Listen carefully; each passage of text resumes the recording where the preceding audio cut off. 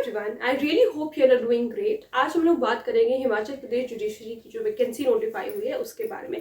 Detail notification भी उसके बाद आया था, तो हम सारी चीज़ें आज यहाँ डिस्कस करने वाले हैं। क्या एलिजिबिलिटी है, क्या पिछला कट ऑफ रहा था, क्या इसके सब्जेक्ट्स हैं, हम सारी चीज़ें इस पर्टिकुलर वीडियो में डिस्कस करेंगे। सबसे पहले नोटिफिकेशन आप लोगों को बहुत लोगों ने देखी ली होगी। जो सबसे पहले नोटिफिकेशन आई थी 14 दिसंबर को, उसमें यहाँ पे उन्होंने नंबर ऑफ पोस्ट बताए थे, जो कि टोटल जो है वो 21 है।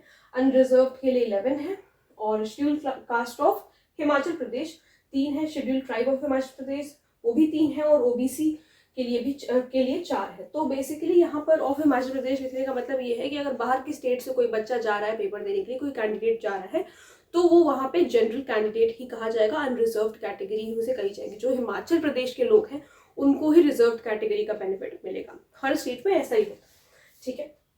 तो ये तो नोटिफिकेशन आप लोगों ने बहुत लोगों ने देख ली होगी। और यहाँ पर ये एक गलती थी जो कि यहाँ पर 2025 होना चाहिए। बेसिकली ये यहाँ पर क्या बता रहा है कि 5 जनवरी तक आपको अपना फॉर्म जो है वो फिलअप कर देना है, ठीक है। तो विंडो खुली हुई है, आप लोग अपना फॉर्म फिलअप कर सकते हैं। अब इसमें सारे इंस्ट्रक्शंस बता रखे हैं इस पर्टिकुलर नोटिफिकेशन में, और ये मैं आप लोगों को अपने मतलब मेरे टेलीग्राम चैनल पे भी मैं इसको अपलोड कर दूंगी। आप वहां से देख सकते हो, शायद कर दिया है मैंने, तो आप वहां जाकर के चेक कर सकते हो। और ये आपको उनकी ऑफिशियल वेबसाइट पे भी मिल जाएगा, ठीक है। तो वहां से भी आप देख सकते हो, इस वाली वेबसाइट पे भी मिल जाएगा। तो यहाँ पर लिखा है कि ऑनलाइन एप्लीकेशंस जो हैं वो फिलअप करनी है आपको 5/1/2025 यानी कि 5 जनवरी 2025 तक। After that the link will be disabled. तो इस डेट का ध्यान रखते हुए आप उसे भर सकते हैं। बाकी यहाँ पर कई सारी चीजें हैं, ये सारी चीजें आप पढ़ सकते हैं।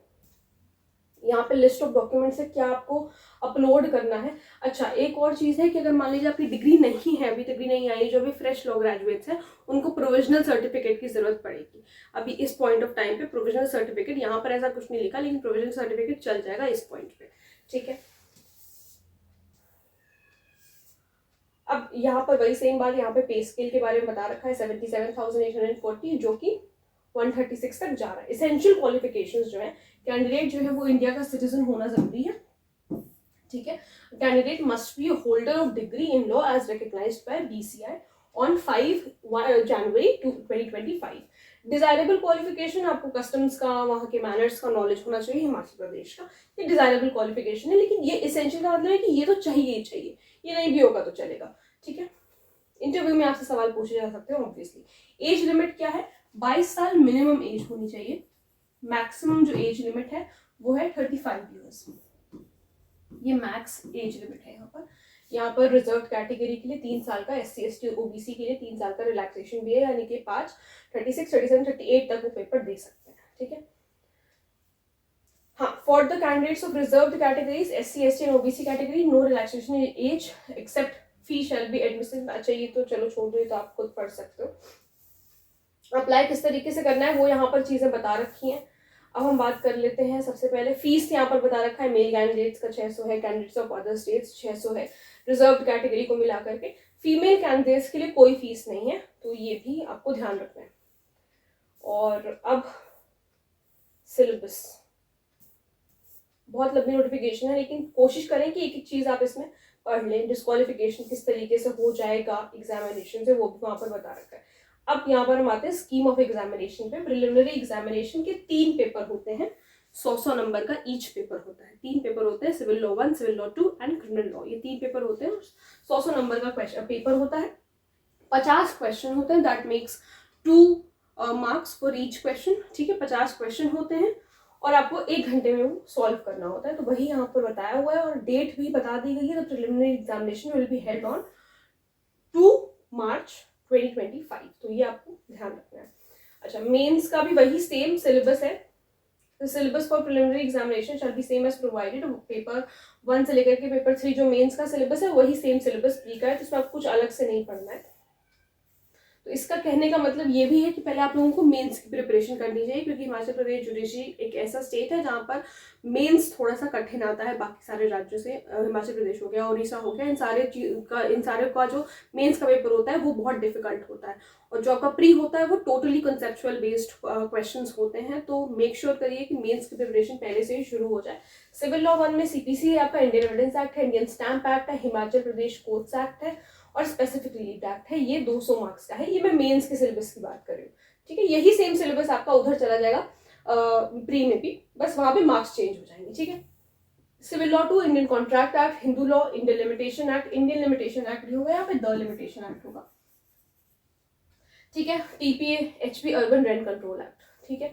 क्रिमिनल लॉ में क्या है, IPC, CrPC, chapter number 17 of negotiable NI act का वही एक चैप्टर आता है जो आरजेएस में भी पूछा जाता है, वही सेम है हर जगह। HP excise act 2011, wildlife protection act, Indian forest act, module on judicial sensitivity to sexual offences. ये सारी चीजें कुछ है जो इसमें नई है, जो आप लोग को पढ़नी है। हालांकि पॉक्सो ऑक्सो तो आपको पढ़ना ही है इसमें, लेकिन कुछ ऐसी चीजें हैं जो आपको इसमें एक्स्ट्रा पढ़नी होंगी, ठीक है। Latest guideline directions of Honorable Supreme Court of India with regard to bail and conditions to be imposed under Section 437, 438, 439 CRPC. What is gender stereotyping and its effects? तो ये सारी चीजें जो आपको पढ़नी होंगी, आपको पॉक्सो एक्ट भी पढ़ना है, ठीक है। ये इंपॉर्टेंट कुछ चीजें हैं जो आपको पढ़नी पड़ेगी।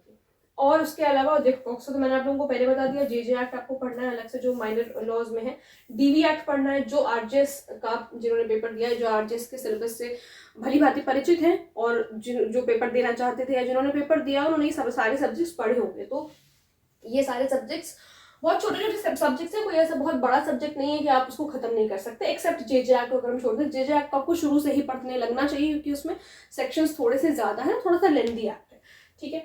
फिर ये पीसीपीएनडीटी एक्ट है, ये एक अलग चीज है। यहाँ तक तो एक्ट की हम बात कर रहे थे। ये CCS conduct rules for prohibition of sexual harassment of women at workplace, discrimination and harassment of women at workplace and rights of dignity of women at workplace, constitutional mandate and guidelines by Honorable Supreme Court ने वहां पर विशाखा की case में कौन सी guidelines दी थी उसके बारे में भली बात आपको पता होना चाहिए उसके बारे में। The Bangalore principle of judicial conduct, the Bangkok general guidelines for जजेस on applying the gender perspective in South East Asia, ये है। फिर आपका जो पेपर 4 है मेंस में वो इंग्लिश कॉम्पोजिशन का होगा, choice from 3 essays on general subject.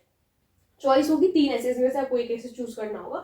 ऐसे होता है 100 नंबर का, ट्रांसलेशन होता है 50 नंबर का, total it makes 150। Same goes with Hindi, जो कि आपको देवनागरी स्क्रिप्ट में लिखना हो। कोई बुक्स यहाँ पर उन्होंने प्रिस्क्राइब नहीं करी है, बस ट्रांसलेशन है, ऐसे है और कॉम्पोजिशन है, ठीक है, जिसमें आपको करेक्शंस वगैरह करने को वो कह सकते हैं। No candidate shall be credited with any marks in any paper in the main examination unless he obtains at least 40 marks. कम से कम 40 मार्क्स आपको पेपर में लाने हैं, except Hindi language paper. Hindi language का पेपर आप हिंदी लैंग्वेज के पेपर में अगर आप 33% भी अगर आप मार्क्स लेकर के आ रहे हैं दैट इज इनफ।